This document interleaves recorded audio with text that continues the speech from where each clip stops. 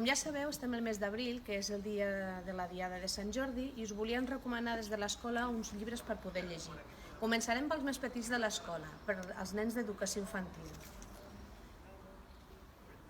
Tenem aquest llibre, que és una col·lecció de llibres que parla d'un nen que es diu Pol i de les seves aventures en el seu dia a dia. És molt divertit, es diu El Pol va a l'escola i he de ressaltar les il·lustracions que són molt coloristes i amb un toc infantil.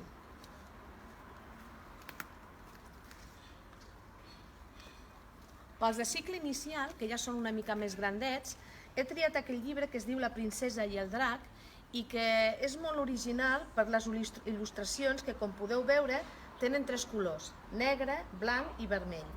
A més, explica el conte de la princesa i el drac. És superoriginal i ressalto el seu format, que és totalment diferent a la típica llegenda de Sant Jordi.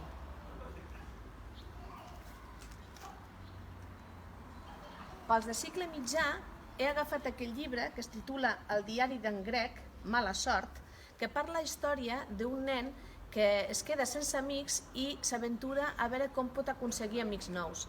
És molt original perquè, tal com diu, es titula Diari i, a més, les fotografies que hi ha a dins estan en format de diari juntament amb dibuixets i diàlegs que estan fets amb bafarades.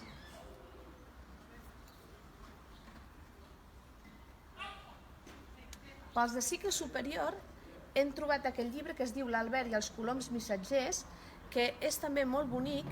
Explica la història d'un nen que es diu Albert, que farà l'aniversari i que vol convèncer els seus avis i a la seva família perquè li regalin un mòbil. Però la sorpresa és que quan ells pensa que ja té convençuts perquè li comprin el mòbil, el seu avi li fa una cosa totalment inesperada.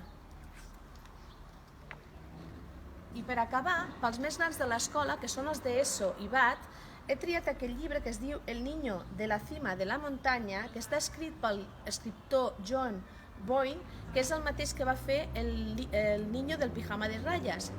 I el vull recomanar perquè és un llibre que té una part històrica i que, a més, el que m'agrada més és que parla del tema de l'amistat i del saber demanar perdó. Espero que us hagi agradat la proposta que us donem des de la Salle.